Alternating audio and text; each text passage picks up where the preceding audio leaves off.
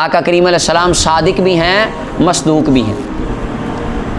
اچھا، یہ صادق اور مصدوق کا کیا مطلب ہے؟ صادق اور مصدوق کے تین مطلب ہیں۔ ایک مطلب یہ ہے کہ صادق آپ کو اس لیے کہا گیا کہ آپ اعلان نبوت سے پہلے بھی سچ بولتے تھے، اور مصدوق کہ آپ اعلان نبوت کے بعد بھی آپ نے جتنی خبریں دیں وہ درست دیں۔